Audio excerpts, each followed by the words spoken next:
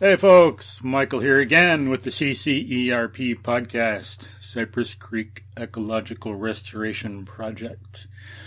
We're back again for episode number, 13 or something like that? I forget. Close enough.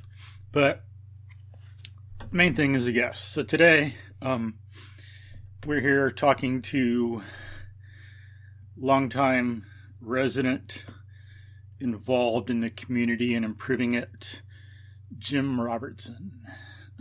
Jim, would you introduce yourself, please? Yes, this is Jim Robertson. Lived in the area about 31 years now, resident of Lakewood Forest. Cool. And what's your background in all the stuff that you do? Okay. Yes, I actually grew up in the Midwest in Ohio and went to school in Ohio and graduate school on the East Coast at Columbia. Cool. But we've lived on the East Coast, the Gulf Coast, the West Coast, and other places through the years. But I actually did my undergraduate work in geology and then graduate work in marine geology. And cool.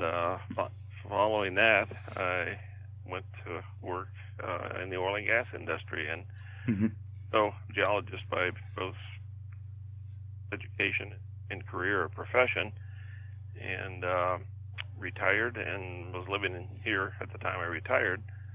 But while I was working, really didn't have that much time to do much outside and around, but I was aware of some of the things in this area. And when I retired, got more interested in the immediate area, and I'd always explored, and I got the opportunity to explore more along Cypress Creek and realized that we really have a wonderful amenity right here in our backyard. Yeah. Did you do some hiking or boating or something when you were younger? When I was younger, I've always enjoyed hiking. As a geologist, I've always enjoyed the outdoors, and that's one of the things that attracted me to that profession. But in this area, I realized that we have wonderful areas along Cypress Creek that are really nice for hiking, and so I started doing more and more of that in our entire lives with my wife and family. National park visitation and hiking has been the primary outside recreation thing that we've done. I've done boating, done skiing, paddling, things like that, but always enjoyed hiking the most, really. What's the longest hike you've been on? I guess 14 miles a day is about the max that I've ever done. I've done some hikes, and I don't even remember the mileage, just many years ago, 2 or 3 nights in the Adirondacks, and also some places in the West. But when we had our children younger, we did a lot of car camping at that time, and then we do short day hikes mostly, didn't do much extended hiking with them. I've also, as far as outdoor, I've gone down the Colorado River through the Grand Canyon several times. So, cool. Nice. Outdoor activity has always been at the top of my list. Cool. What about height? Have you climbed some mountains? I guess I haven't been one of those trying to chase the 14ers or anything like that in the Rockies. Hiked up Mount Washington and hiked some of the smaller peaks in the Rockies, but again, mostly day hikes, not so much long extended hikes. What's the favorite places you've been to in terms of geology? It's hard to say. As a geologist, that has always been something that's kind of in the back of my mind when we would visit parks and things like that. But Yosemite is certainly at the top of our list. Been to Alaska a couple times. I've also the Smoky Mountains, Glacier National Park, the Canadian Rockies. But the thing that I guess I like about them is that they're all spectacular, but they're all different, as far as the scenery and geology. Yeah. So there's not a single favorite. I've got favorite things in each one of them, I guess. Yeah. Yeah.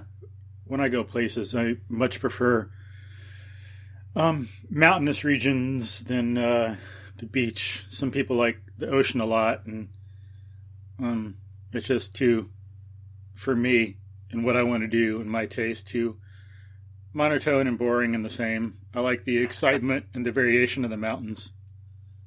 Yeah, I kind of agree with you. I mean, we've done things at the ocean as well, but given the choice of the two, I greatly favor the mountains. Mm-hmm. Yeah, exciting. Always makes me feel good. Gives me a thrill, and it's interesting.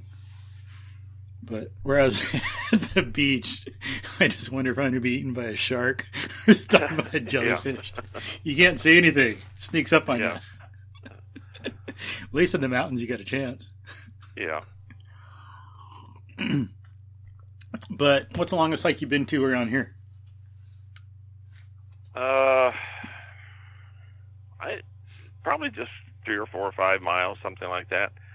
When I get out during the week, I try to get out, and when I walk, my daily walks are hopefully daily walks, but I try to do between 3 and 4 miles whenever Sweet. I get out.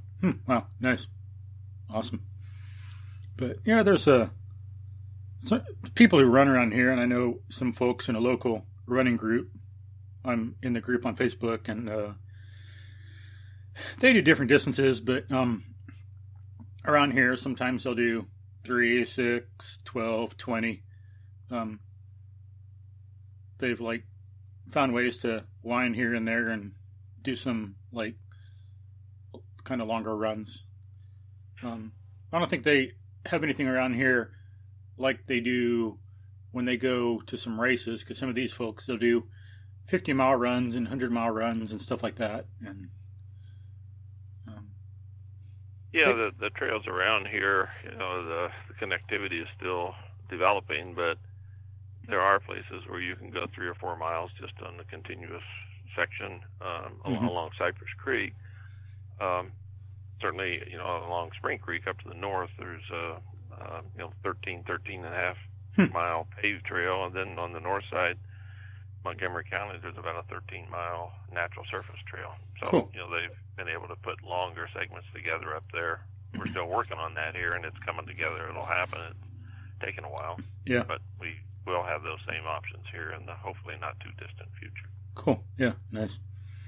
Yeah, it'd be nice if the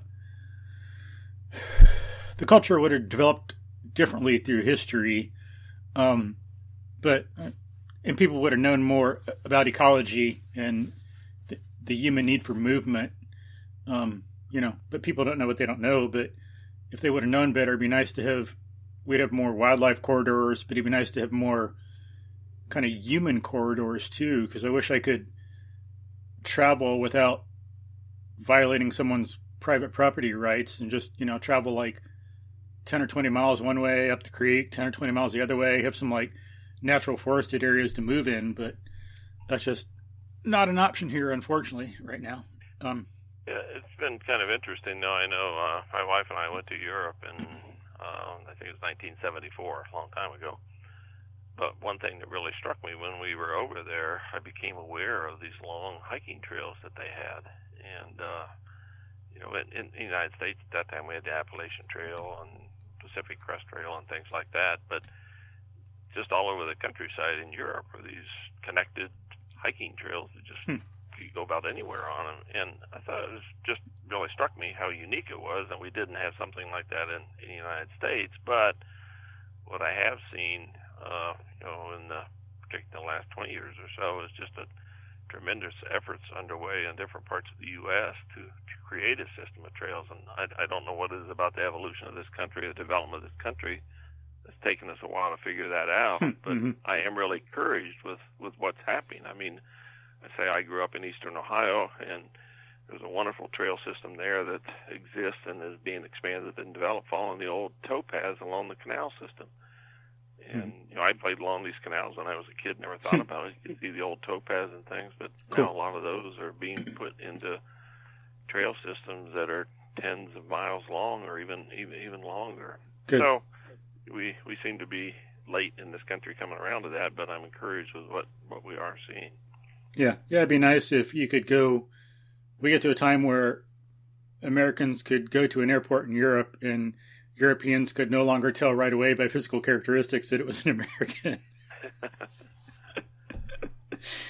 And of course, if folks wonder what I'm referring to, I mean like the average weight of Americans, unfortunately, because of the culture we're in, the diet, food we eat, lack of physical activity, some things like that. Not good for us, unfortunately. No, it's not. Yeah. And one thing I've heard, I got to look into more, it might be, I don't know if it's like in England somewhere, but I think it's more like Norway or around there. I think some countries, they have laws so that, again, I got to look at the context and see exactly what they say, but from what I've heard a little bit is that you can walk anywhere you want to as long as you don't mess with someone's property and like don't take too much, don't forage too much or something like that. I don't know. I haven't looked into it. Don't know what all the rules are, but maybe you can't hunt. Maybe you can forage a little bit. You can stay, maybe stay a little bit, or maybe you have to pass through. But it's some laws that allow more human access and transit across private property. Yeah, I'm not familiar with that myself, Michael, but I am aware that certainly in parts of Europe and maybe even in the British Isles, there is law in effect that you can go across private property. Now, I don't know if it's on those established trails or not, but they don't have large government tracts like we do, particularly in the West and things like that. But yet they have these trail systems that are largely on private property, and I don't think that private folks can shut those trails off. Now, I don't know if you just go wander all over somebody's property, but yeah, right. But at least on the trail systems, it's largely on private property, and that is legal access to those trails. Interesting. Yeah. But what have you noticed in our area, like how it's changed through the years since you've been here? Yeah, as I say, we've been here just over 31 years, and it has developed significantly. We're at the west side of Lakewood Forest, and that was kind of the edge of things. Largely at that time, there's been tremendous growth and expansion. However, it's been kind of interesting because even though there were some, and still are, some undeveloped tracts along Cypress Creek from the time I came here, and then through the years have noticed that even though this area, essentially west or east of US 290, is heavily developed, even through that developed area, the Cypress Creek corridor is kind of a unique corridor in that there are large undeveloped pieces along Cypress Creek. And so the thing that has struck me, and I think is a really wonderful thing about Cypress Creek, is the Cypress Creek corridor is it's not entirely natural, but largely natural, undeveloped corridor right through the heart of a heavily developed area. Now, as you get further west of 290, out toward Bridgeland and Fairfield and out in that area, along Cypress and Little Cypress Creek, it's less developed and is becoming more developed. But through this area, I think we do have something really unique in the sense that we do have the Cypress Creek corridor through a relatively heavily developed area. And the thing I have seen through the years, and that's why I actually got interested in trying to preserve the corridor along Cypress Creek, was that I just saw more and more wooded tracts that were being cleared for development. You see a wooded tract and be cleared very rapidly, and a drugstore go up, something like that, and then it goes out of business. And so I actually started approaching some of the developers and some of the companies, about trying to preserve at least a wooded buffer between their store and the highway. And that was really a challenge. But then I realized that because of the flooding nature of Cypress Creek and the fact that it's still largely undeveloped at that time, I had a better chance of maybe trying to do something along Cypress Creek to preserve that forested corridor than trying to preserve a tract at the corner of a major intersection. Mm-hmm. And so I kind of shifted focus and started focusing on trying to preserve things in the Cypress Creek corridor. Makes sense. Yeah. I think part of the problem is just that idea of development. People think, oh, it's like that.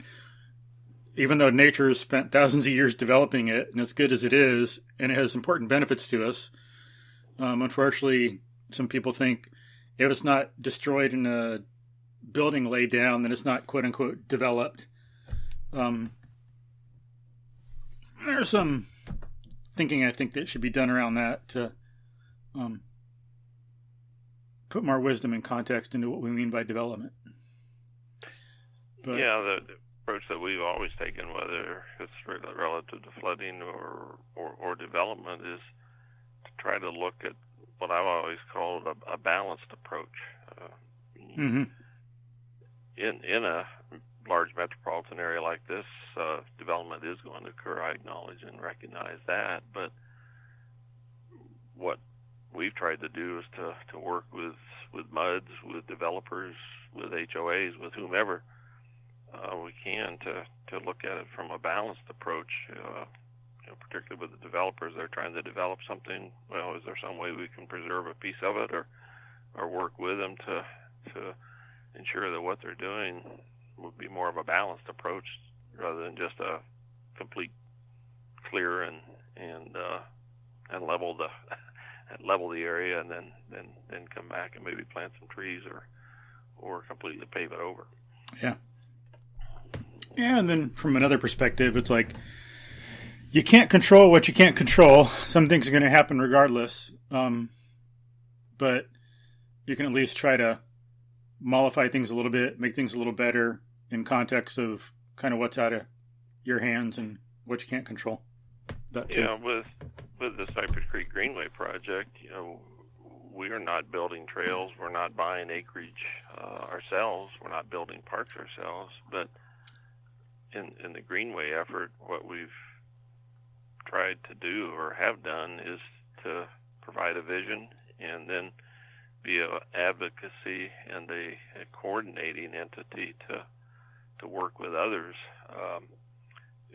We've approached numerous developers, home builders, commercial folks, mud districts, precinct 3 and 4, parks departments, whomever, individual landowners. But we've always approached them from the standpoint of trying to make them aware of what we do have, the uniqueness of it, and hopefully they can see the benefits of working with us or working with others to preserve at least a portion of it. Mm-hmm. Yeah. But we've tried to take an approach where we try to work with them rather than I guess against them. Yeah, rather than making it all antagonistic. Yeah, we don't have the resources to take legal recourse that some folks do and others. But yeah. Overall, I think we've been fairly successful in working with folks. Have you noticed like a change through the decades in like the deer population or rabbit population or anything like that? Yeah, definitely. There's a lot fewer deer in the area. Too bad. They are still here. I know before I retired, we moved out here before Eldridge Parkway was completed to the south of Grant Road. Mm-hmm. And then when that was opened up, it was essentially a wooded corridor on both sides with the exception of Barwood down to the south, but wooded corridor on both sides all the way down to Cypress, North Houston, and then even further down south as you got down toward 1960, it was a wooded corridor there. And, it was common to see deer in the mornings when I would go to work and things along North Eldridge after it was opened up. But, they came in and subdivisions were developed, areas were cleared, and then, you would see deer hit along the road. I mean, deer carcasses along the road. And it's rare that I see deer on North Eldridge now. They're still there. I do know because I do walk in the area. I see deer signs, and then they're definitely still in the area, but not nearly as abundant as they have been in the past. Yeah. probably true for rabbits and possums and other things as well. But that's something I do see. I just, within the last couple of weeks around the holidays, I was walking one of the wooded tracks out here and saw 2 deer. And cool. So they're still in the area, but definitely not in the numbers that they were. I've actually never seen coyotes in this area, but I've heard them. So, yeah. Mm-hmm. But I don't hear them as much anymore, or haven't heard one for a long time. But with the efforts along Cypress Creek, one of the things that we've tried to do is to have a corridor preserved along the creek, not just pieces here and there. So you have that corridor where wildlife can exist and move up and down the corridor, and not just be limited to some one piece of it. Yeah. Yeah, because we need things like that. The hawks, owls, bobcat, coyote to help control the rodent population. Mice, rats, squirrels, stuff that can carry disease. Yeah. Very important ecologically for our own health. Get into that balance again. Yeah. Control Lyme disease, and of course plagues were spread by rats, not by snakes or coyotes. One thing that, for fortunate, knock on wood, that I don't see a lot of in the Cypress Creek corridor, I rarely see any evidence of feral hogs. Yeah, true, right. There are some areas further down, you go far up on the creek, you may see it, and even down in some of the large tracts further downstream, close to Spring Creek. But through most of the corridor of Cypress Creek, you don't see a lot of feral hog activity. Mm-hmm. Yeah, they're getting to be a problem. Invasive species. Yes. But so, what are you're involved in 2 projects, the Greenway Project and Cypress Creek Flood Control Coalition? Yeah, just a little background or history on that. I have always enjoyed this area. One of the reasons we located out here when we did was we liked the wooded nature area, the forested acreage, and the subdivisions were developed, with preserving trees within those areas. So we've always liked this area. And then about the time I retired, I started looking at the area, and I enjoyed walking, and having seen these areas getting cleared more and more, I thought, geez, we need to try to do something to preserve these areas.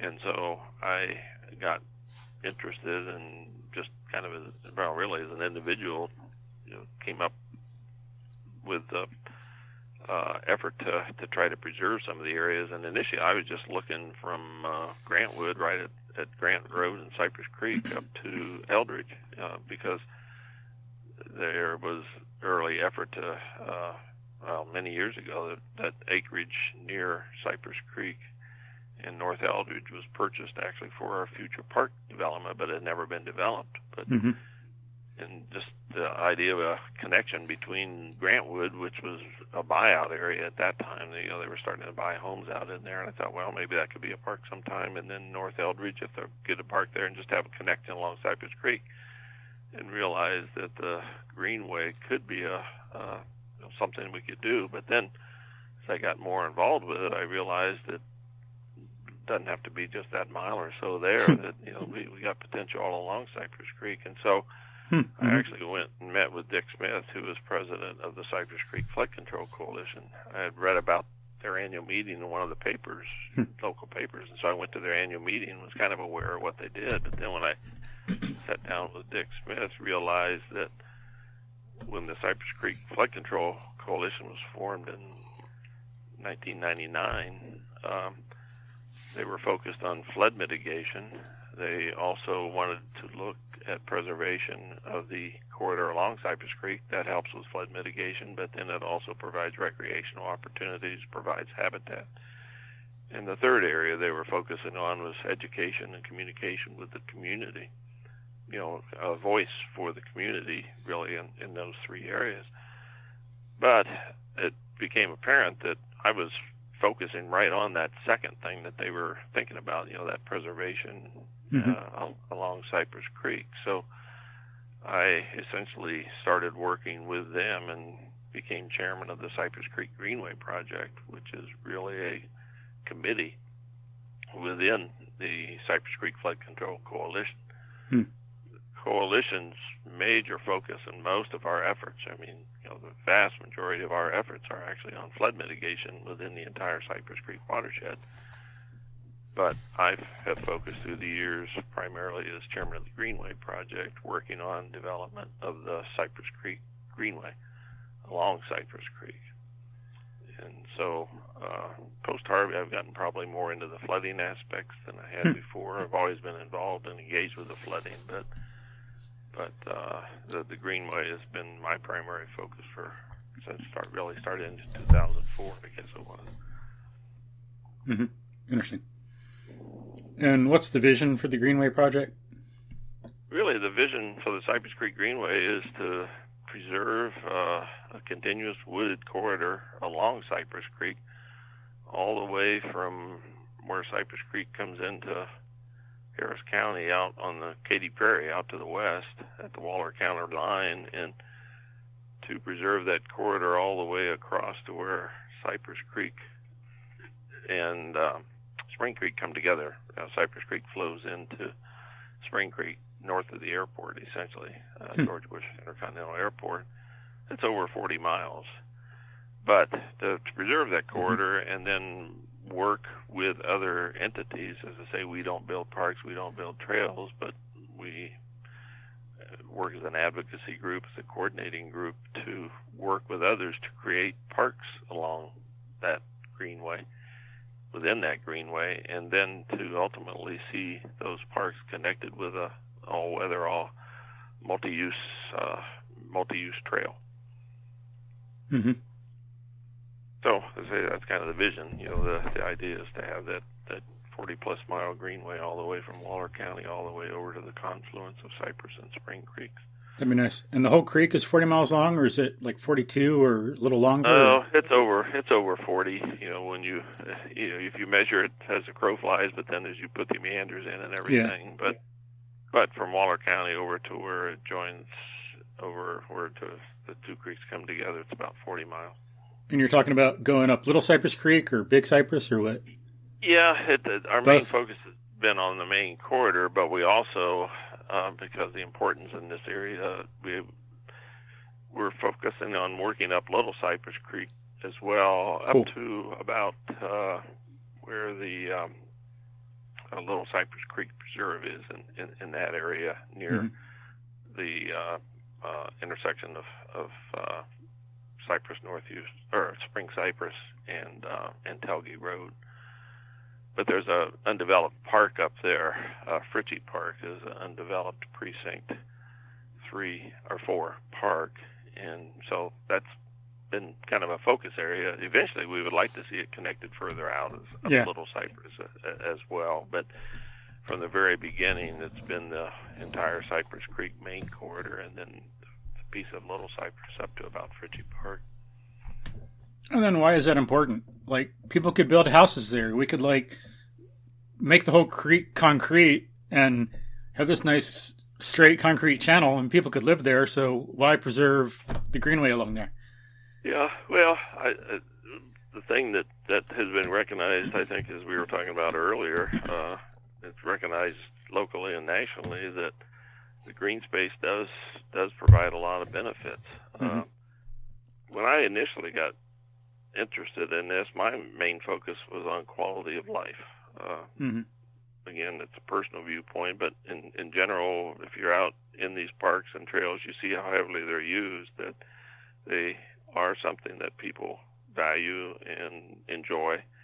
And let me throw in, there's a lot of scientific evidence, and it's developing more about the importance of nature to our physical and mental well-being. Yeah. But I was saying initially that was kind of quality of life, and then as I got more involved in it, I became more aware of the benefits that it helps with the flooding, that, we're developing parks in areas that should really be preserved and not developed because of their proximity to the creek, their propensity for flooding. There's a clear economic benefit done. There was a study that was done along Cypress Creek several years ago, and it was actually funded through the Harris County or Houston-Galveston Area Council was the one that oversaw the study, but they documented that along Cypress Creek, you see a minimum of a 10% appreciation in home and property values if you're close to or adjacent to green space. And to be green space, it's got to stay green. It can't be green and then change it. No. Yeah.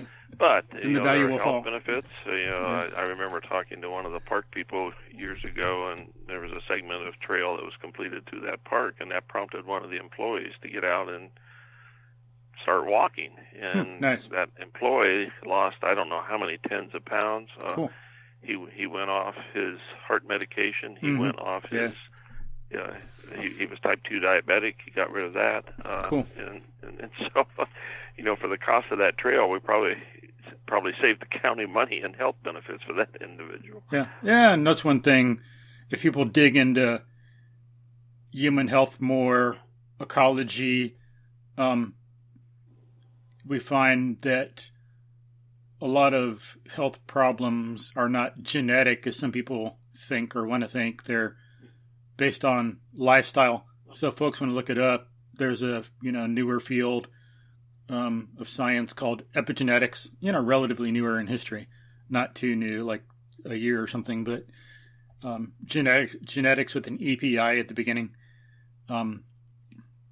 Basically studies how exercise, food, local environment, sunshine, all these other factors influence the way our genes express themselves. Because a lot of times it's not the genes as such that are a problem, but it's how they're expressed. So we need to put ourselves in a healthy habitat, ecology, then we'll be healthy. Get the same person, put them in a different habitat, ecology, and they will be unhealthy. Go ahead. Yeah, it's kind of anecdotal, but I know for myself. Well, that's what science is. Science is nothing more than systematic anecdotes, Yeah.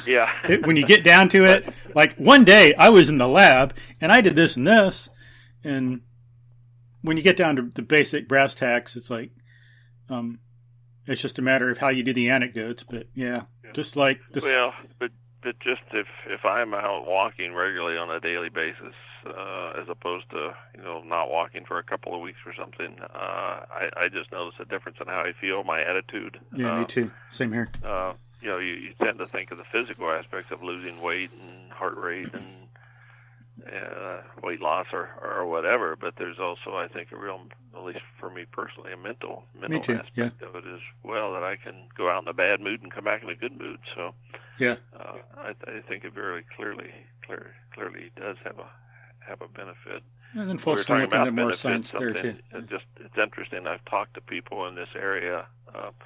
I've met young people that have moved into this area, and I asked them. I said, why did you move to Lakewood Forest? And again, it's anecdotal, but Prestonwood, Lakewood Forest, I've run into people that said, we moved here because of the trails.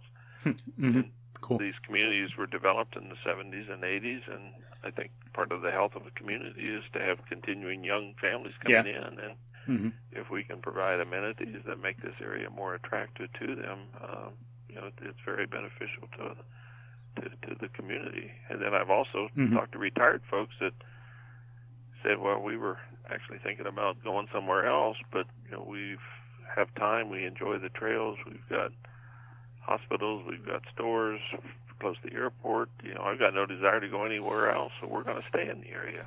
So I think it touches across the spectrum of people, regardless of age, that the trails and parks really do have a lot of appeal to a large segment of the population. Yeah, like a friend of mine, Matt, he used to live in the area, lived in Cypress, and he moved to a different part of town, but he knows from his own experience around town, talking to people and all that, there's nowhere else in town like Cypress Creek, the access to the trails and the woods, and it's kind of rare in any city that you find that also, any city around the U.S. Yeah, I think, when you look at Houston overall, we were involved several years ago through the Greater Houston Partnership. They have a committee called the Quality of Life Committee, and we were involved with that. And it was really through that Quality of Life Committee the concept came out about the greenways, Bayou greenways in the Houston area. And there were 10 waterways that were identified as part of the Bayou Greenway Initiative, and Spring Creek to the north, and Cypress and White Oak, and all the way on down to Clear Creek, those 10 waterways. And so initially the Bayou Greenway Initiative was all those waterways, and then the city actually had a bond issue they passed several years ago, and it did not include Spring Creek except for a small piece over near Kingwood, and included none of Cypress Creek. But the Bayou Greenways 2020 program is focusing on those greenways, 150 miles of greenways just within the city. But then when you look at Spring Creek and Cypress Creek, in addition to those, I don't think there's probably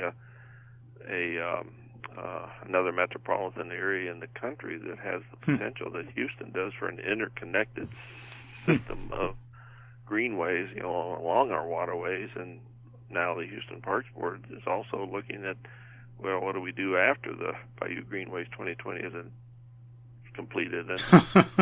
And they're looking at north-south connectivity, between these. Most of the streams run west to east, and so we need the connectivity north to south between these. And so, that effort's underway as well out into the future. So the greater Houston area just has an incredible opportunity, I think, and is pursuing that opportunity to develop these greenways.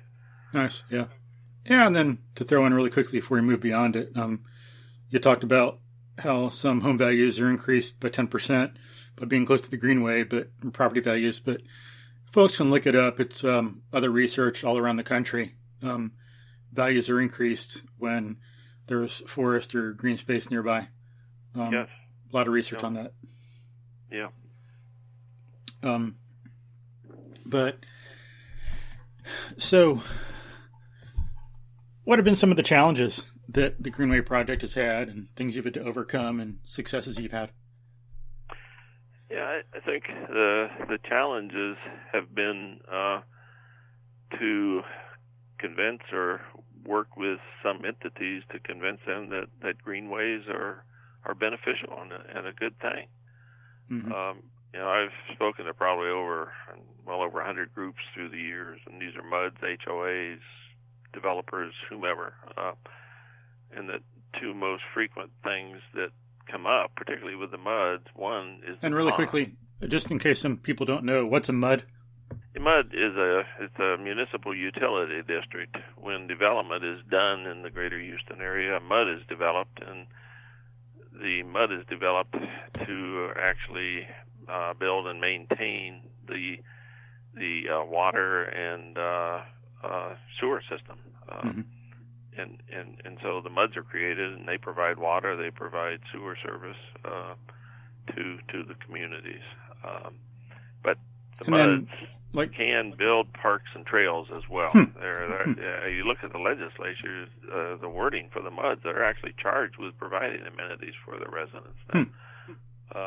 But the MUDs can build parks and trails, and many do. But in talking to people, the two most common things that come up about trails and parks is, one is the cost, and they should be looking at that. I mean, they're stewards of their finances, and they need to be looking at that. But it's a plus for the community. Then what's the cost is there for the construction and the maintenance, and then the other thing that comes up is the issue, and this frequently comes up from a lot of residents, is safety. I mean, people have this perception if you put trails in, the only people who are going to be using them are people that want to do you harm. That's simply not the case. Hunker down inside your house. I don't know. You don't see somebody carrying a 40-inch flat screen down a trail. But when you look at the communities that are being built today, and this is true across the country, but I mean, you look at Kingwood, you look at the Woodlands, you look at Bridgeland, you look at any of these large and smaller communities, Town Lake, any of them, what are they promoting? They're promoting their parks and trails. Mm-hmm. And so along Cypress Creek, what we're actually trying to do is to really retrofit through this corridor, because the community is there, but we didn't have parks and trails as a prime amenity when these areas were being built. And so it is a challenge to answer the questions about safety and answer the questions about the cost. There are a number of ways that MUDs can raise funds. They can take funds out of their general funds. They can pass bond issues. There have been over $25 million in bond issues passed by MUDs along Cypress Creek just for parks and trails. Also, there are grants available through Texas Parks and Wildlife and other entities that you can get matching grants to build parks and build trails and even purchase land. So, there are ways that they can do that. Then a number of MUDs have the sales tax benefit that they have an agreement with the city of Houston that within that MUD district there's an additional 1% sales tax added, and the MUD gets 0.5% and the city gets 0.5%. And so some MUDs are able to do things because they have that revenue coming in from that. So there are ways to finance it if they want to. But you ask about the challenges. And one thing, and for folks, like a lot of people know what an HOA is, but make sure everybody knows, what's an HOA? Yeah, a homeowners association.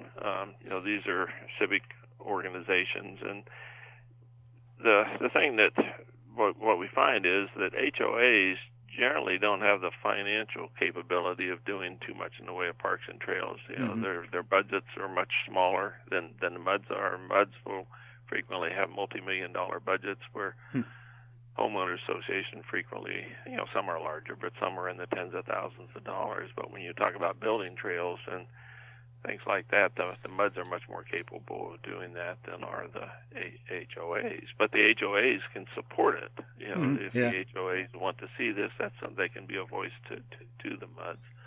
And HOA is private, and a MUD is governmental. Well, it's quasi-government, I guess. Quasi-government, yeah. Okay. Yeah. Well, they're elected.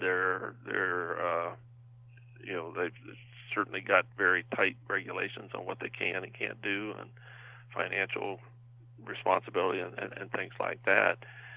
But the HOAs also have government regulations that they have to abide by as well. But it's just the question of scale. The MUDs are, when you're dealing with water systems and sanitary systems, the amount of money that you're dealing with is much more. Okay, cool. So back to what you were saying. As I say, the challenges in some MUDs, I've met with MUDs that, they said, well, we do water and sewer, we don't want anything to do with it. And then there are other MUDs that have done incredible things. Timberlane Utility District is on the east side of 45. And they've developed 4 parks along Cypress Creek. They've built miles of trails. They're building a community center right now. They've built a pedestrian bridge across Cypress Creek. And then there are some MUDs that don't want to do anything. And so it varies. And we have seen the makeup on MUD boards change over the years sometimes. People that really do want to do something, decide to run for the MUD board, and sometimes open up to their eyes to opportunities that can really help their community. So that's the way people can get involved. Yeah, right. Yeah, but I think it's one thing. I think MUDs are starting to realize too that if you have communities that have parks and trails, people are going to look more favorably at those communities as to where they want to live. Yeah, people care more. They're more involved. It's safer and better, and you don't got to worry about people carrying 44-inch TVs on the trail. But when you have trails that are sanctioned trails, they're patrolled.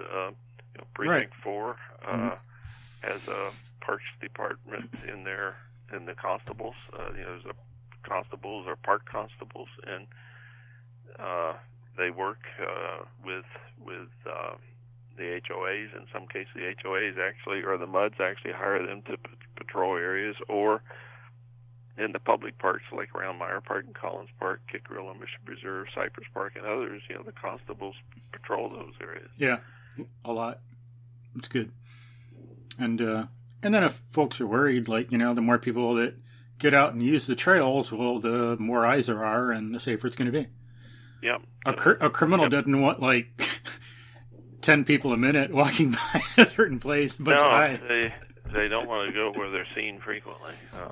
And then one place where they're not seen the most is when they're indoors. It's like when you're outdoors, you can be seen, I'd rather be outdoors than, like, you don't have a home break-in outdoors. It's like indoors. Yeah. But I think there's a good relationship between Precinct 4 constables and they patrol actually both Precinct 4, Commissioner Cagle's parks and trails, and they also patrol the parks and trails that Commissioner Raddick has. We essentially go to, Precinct 4 constables go all the way down to about 290. But the Precinct 4 commissioners, both Cagle and Raddick, have been very, very supportive of efforts to develop parks and trails along Cypress Creek. Cool. It's been, that's one change that we've seen, through the years, as money has been available. They've not only developed parks and trails, but then they've also developed programming to go along with what's available at the parks, like at Kickarilla. Right? Yeah, yeah. Go ahead. Sorry. Our Kleb's not quite on the creek, but yeah, Kleb Woods. Yeah, nice park. Yes. Cool. Then I think education's a big issue. Just knowing the importance of the outdoors, the greenery, economic benefits, importance of exercising out there instead of in a gym. We need gyms too. Gyms are good. Help you focus on certain things. But for complete human movement, more complexity, more full range of motion for our joints, everything, more connecting. You go to the gym and you can do a bicep curl and be totally mindless and tune out. But when you're outdoors, you're going to want to be more aware and alert of your environment, your surroundings. You're moving yourself. So it's a lot more fulfilling experience. Yeah. And the range of views you get, people out, walking and running as individuals, running clubs, as you mentioned earlier, individual runners, a lot of cyclists, mountain biking or off-road biking is really popular in this area, and we work closely with GORBA, Greater Houston Off-Road Biking Association, trying to coordinate our efforts and work to preserve tracks, and GORBA folks will help maintain the trails. They have trail stewards. So it's really a lot of use of the area. That one thing that has exceeded my expectations is Commissioner Cagle and Precinct 4 has the Trails as Parks program, and they put canoes on the creeks and on the lake at Kickarilla, Missouri to get people outside with that. It's really multifaceted opportunities out there to enjoy things along Cypress Creek and in the parks. Yeah. And now your Greenway Project, that's all like voluntary, kind of volunteer kind of thing, right? Yeah, as I say, our committee is a really very small effort, or a small committee, so to speak, because so much of what we do is actually try to make the connections between the appropriate parties to create trails or parks. We don't do programming. We don't really hold events or things like that. We just don't have the staffing or the time, really, to focus. Our main focus has been on trying to create the Greenway through connections with, there are over 60 MUDs that border Cypress Creek, and half a dozen developers and two different precincts, Precinct 3 and 4. So there's just a lot of entities to try to coordinate and work with to make sure the connections are being made. A lot of the entities tend to work independently from one another. And so where we can make connections, that's something that we really work hard to do, is to try to leverage off where we can see folks working together. Something that we did, for instance, in the Cypress Creek 249 area several years ago, we approached Lake Forest Utility District, which is the utility district for Lakewood Forest, and took to them the concept of creating a trail master plan for the Cypress Creek 249 area. Because we have the heart of the Cypress Creek corridor right through this area. We have 249, we have Lone Star College, the HP campus, Chasewood Technology Park, the Vintage, the YMCA, just a lot right down in that area, right at 249 and Cypress Creek. But the idea was to build upon the kind of various pieces that had been done. There are all these little trail pieces that are it's about a 13 or 14 square mile area there that are all independent and not connected. And so we pulled together several entities and got funding together to hire a landscape architect to do a master plan for that area. And it does show the potential that there is for the connectivity, not only at that nucleus, but along the creek and then out into the surrounding community. And so we're encouraged with what we're seeing happening as a result of that master plan. I think that's made a lot of folks realize just the potential that we have in the area. And so various pieces of that master plan have come to fruition and continue to come to fruition. So, and that's available for people to look at on your website? Yeah, if you go to the ccfcc.org website, the master plan is right there. There's a link to the master plan right on the opening page of the website. Yeah, cool. I'll put that in the show notes so people can check it out. Yeah, no, and it was a real challenge to get these entities to come together to do the master plan. I'm not aware of any other efforts like that in the Houston area to do something like that. Cool. But thanks. It's worked out really well. And I might mention along Cypress Creek, we essentially started our efforts in 2004. But since 2004, there have been 26 parks. A couple of them are still under construction, but either completed or under construction that will connect or are connected or will connect to the Cypress Creek Greenway. And that's, you think, directly or indirectly through your influence? Some of those are. We don't by any way claim that we caused all of them. Yeah. But there are. We're in control. There are some that we did cause to happen, and then also, though, I think the thing it shows, the fact that people are building these parks and trails within the corridor shows that, even though we may not have encouraged it or got them started on it, they realize the benefit to it. And so, 26 parks in 15 years is not too bad. So. Connectivity thing's important.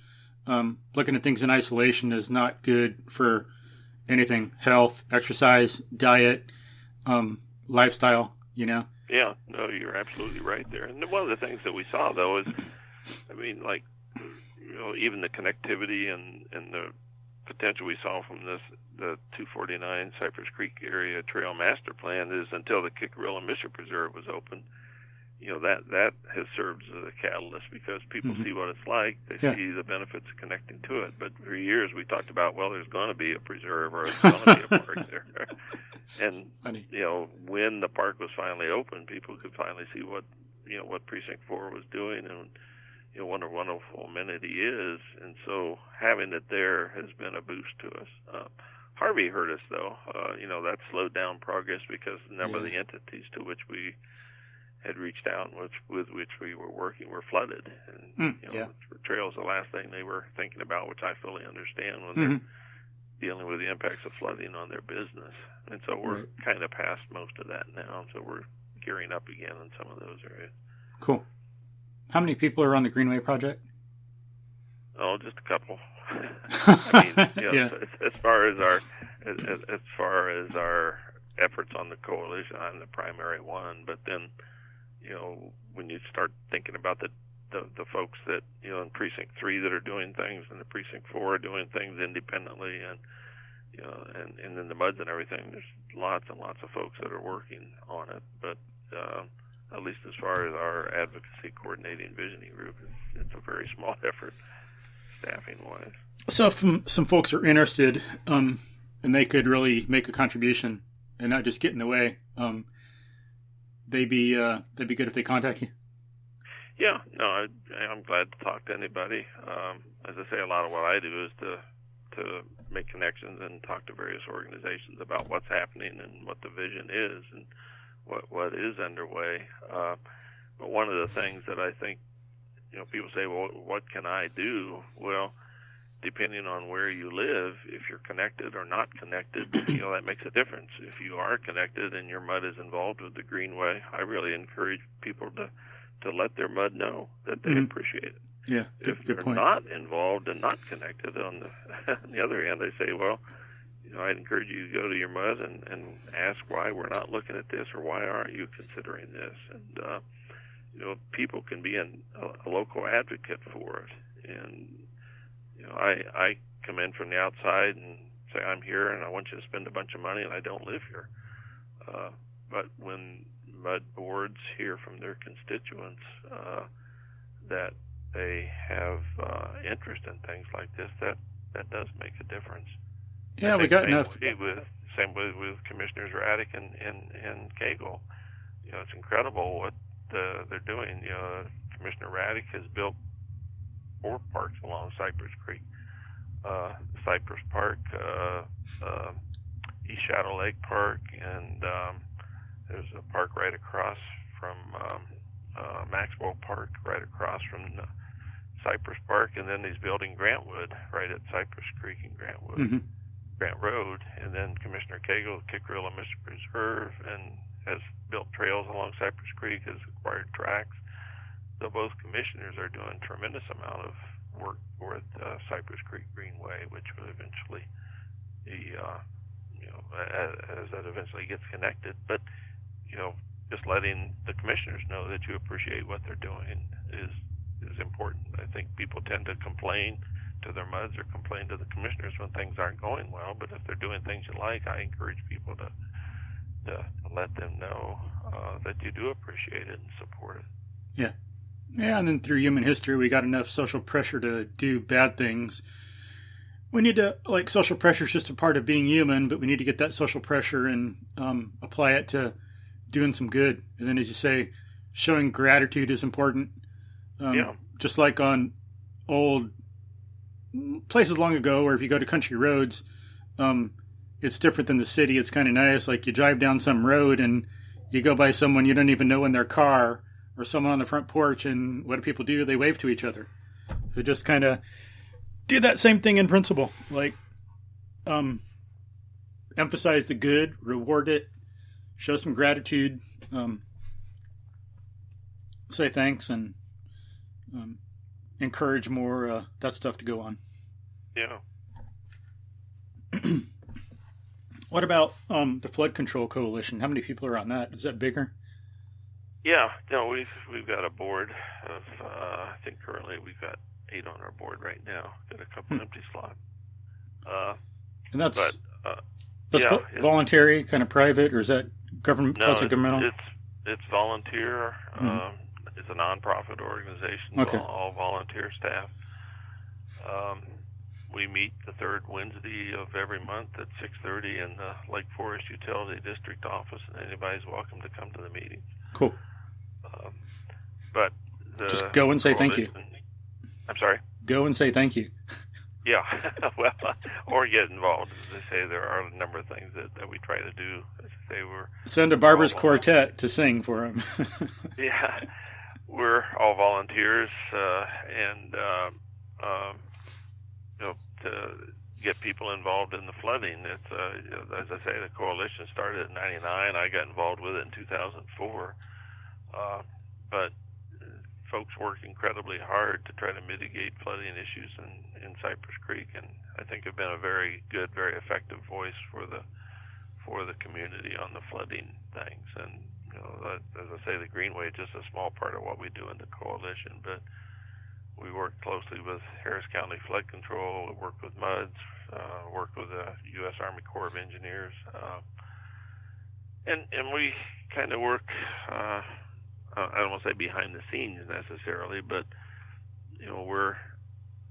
working with these entities to try to cause what we think are the right things to happen. We hire consultants to do engineering studies and then share those results with the appropriate bodies to support or point out where we think there may be gaps.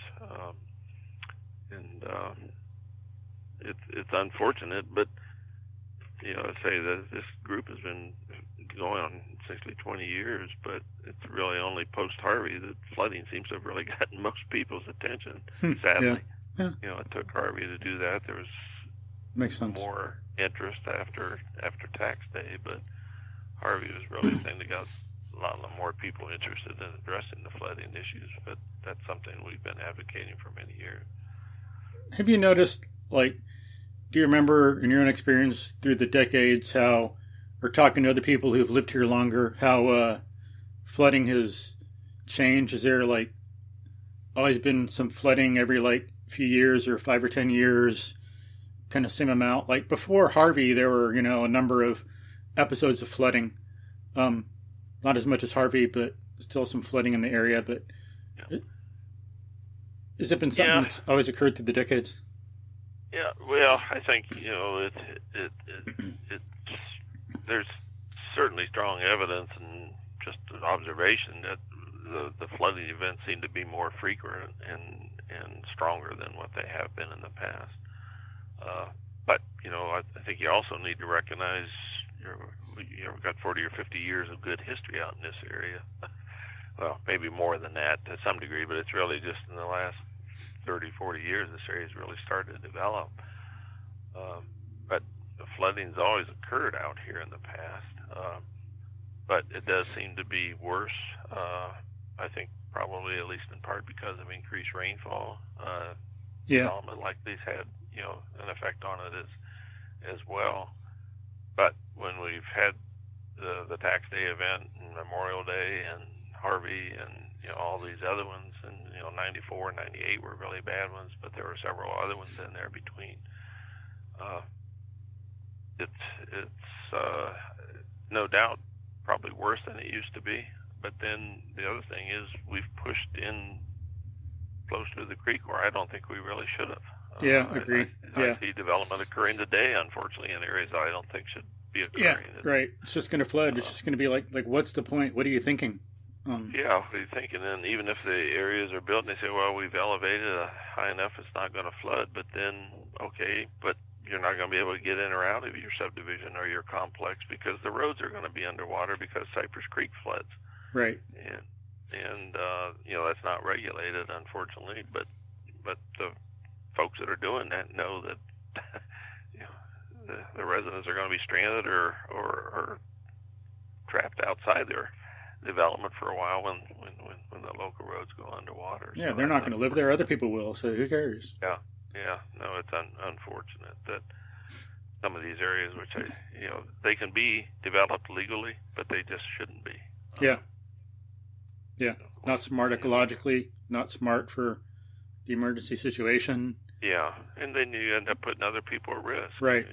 You had several hundred residents stranded in an apartment complex, and my gosh, if it caught on fire or something like that, or health issues or things like that, then you put responders at risk to try to expect them to go in and help the folks that are stranded. So it's really unfortunate. Yeah, and it kind of takes advantage of some people's benevolence, because if you're stranded, no one's going to say, well, we're not going to help you. Of course, people are going to want to help you because that's what people do. Yeah. Yeah. So, yeah. And then, it'd be nice if there was more land around there to really nature to soak it up, absorb it. Or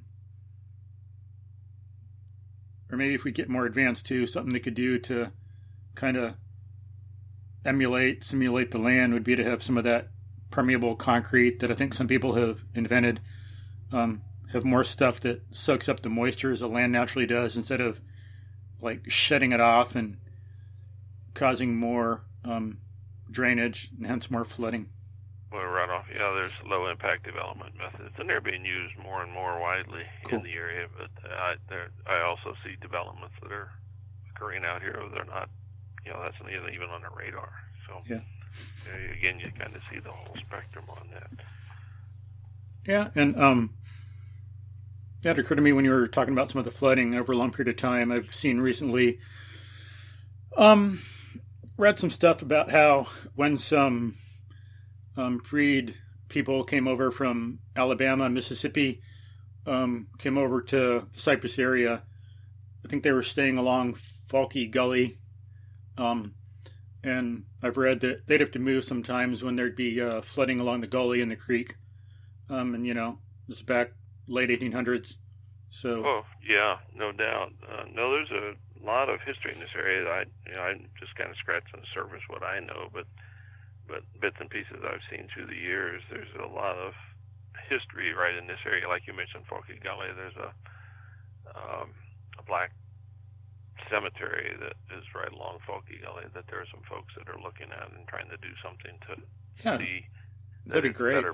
better preserved. And awesome. Sadly, I'm aware of a couple cemeteries out here that I've seen them on maps, but they're now developed, and I don't know how they were. I don't know the history of those cemeteries, but there's a couple cemeteries in the area that I think development just went right on top of, unfortunately. Yeah, because some of that's like good, should be like preserved historically. Yeah. If nothing else, develop around it. Yeah, but there are a number of family cemeteries out in this area around us where we live here now. There's one near Longwood and one off Kluge Road, and these are old family cemeteries that are still in existence, and they fortunately have been preserved. Mm-hmm. But there are other ones that have been lost, sadly. Mm-hmm. Yeah. But yeah, a lot of interesting information that's available on the internet if you go look for it. And I posted some of that on the Cypress Creek Ecological Restoration Project, CCERP Facebook page. Some of that. I'd like to have some folks on in the future to talk to them about that information, learn more about the history of the area. Yeah. But have that in future podcasts. But cool. But and I think with Harvey, that's such an unusual situation. Yeah, it is. It's it would have been bad flooding with development or not. It's like so much rain. It's like, geez. Yeah. Harvey is just off the charts. But, tax day flood is something that, something on that order of magnitude. When you think about dealing with flooding, you need to think about more events like that than Harvey. I really think. But it's, I know people don't realize how fast Cypress Creek can change either, because I actually went to one of the flood events. I can't even remember which it was, but I went back to the hydrologic data, which is online, and essentially a minute by minute history of what the water levels are in tabular form. And there's one place on Grant Road at Cypress Creek. The creek went up 13 feet in just over an hour. Wow, interesting. And through Bayou Preservation Association, we've worked with them. We're working to develop a paddling trail on Cypress Creek, and I see people out on the creek in its flood stage, and that's terrible. I mean, that's really not a smart thing to do at all when it's out there at that flood stage. To be out there on a kayak or even a wave runner. I've seen people out on Cypress Creek in wave runners. Why would you not recommend that? What are some of the dangers? Just the hazards with the high water, and you get higher velocity flow, and that's when you flip over, you get trapped underwater, and you can't get out. Generally, in flood stage is a bad time to be on the water. Mainly because of the snags and hazards, and that's an easy time to drown. Stuff that snags that you really can't see. Yeah, you get or you get tangled up in a snag, and then it sucks you underwater, and even if you're wearing a life preserver, you can't get out. Or then also the water gets up close to the bridges, and you get swept under a bridge. Oh yeah, wow. Yeah, actually can be pretty strong. It's like, I know I had a situation like that when I was younger on a river in Colorado or something, where on a river, and we're going down in some boat, like some family, my brother, my dad, I, two guides, and hey, way up ahead, look, there's a tree in the river. Okay, let's start paddling. Hey, it's getting closer, paddle faster. Hey, it's getting closer. And all of a sudden, literally, bam, we hit the tree. Raft flips, everything comes out. We're hanging onto the tree for dear life, Yeah. It can go from like, it's okay, work to disaster in like before you know it.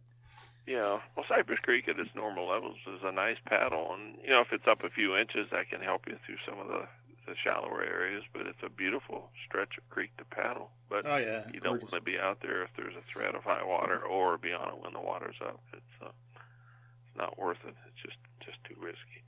Yeah, and then if the water's high, I guess it's a little more okay, a little cleaner. But in some flood situations, then you have really more pollution in the water. Better to avoid it. Whoops. I don't know if you can hear me or there, not. okay, yeah, we're back. That didn't last too long. Good. Okay. But, you said water is higher, it's cleaner. Well, actually, Cypress Creek is an impaired creek in the sense the E. coli, which is the fecal bacteria levels, are higher than they are for acceptable use of the water for contact recreation.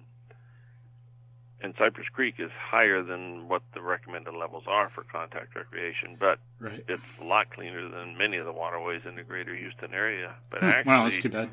When the water level goes up with increased rainfall, you think, well, that probably dilutes it. It actually makes it worse. Yeah, more dog stuff in the yard. It's all the fecal material from animals, farm animals, pets.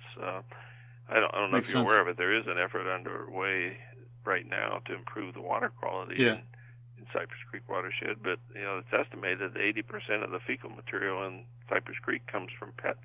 Yeah, primarily dogs. Right. And people not picking up after their dogs, and so it's actually, when the water is higher, it's actually dirtier from fecal material. Makes sense, yeah. Then maybe no rain, some stuff's been sitting there collecting, and then all of a sudden rain and more of this feces washes off into the street and then down. Yeah, right. Yeah. Makes sense.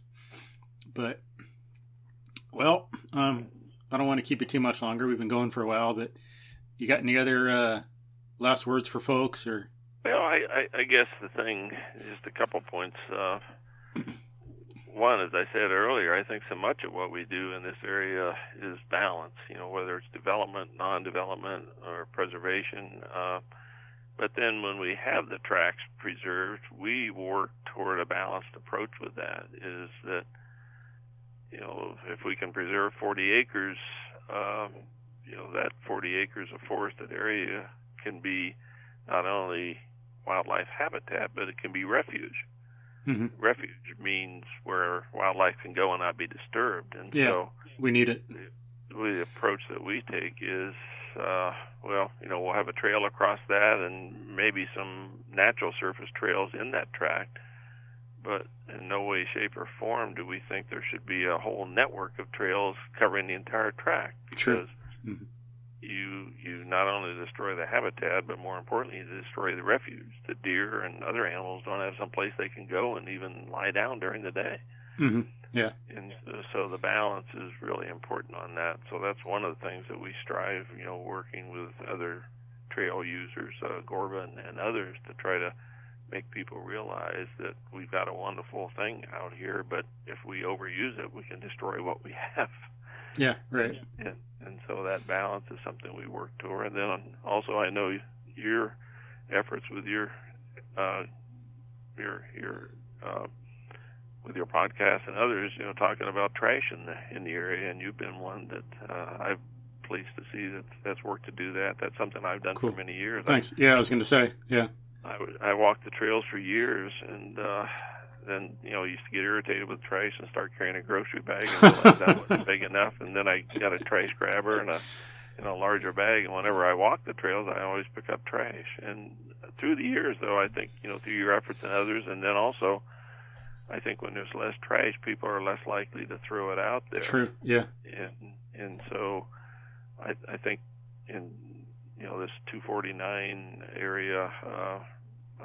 To Grant Road and up and down the creek through this area, there is a lot less trash than what we've had in the past, because one, people pick it up, and then I think people are less likely to throw it down. But it is disappointing to see a lot of the trash is water bottles, energy drink bottles and power bar wrappers, things like that. So, it's the trail users in many cases that are ones that are trashing the trail.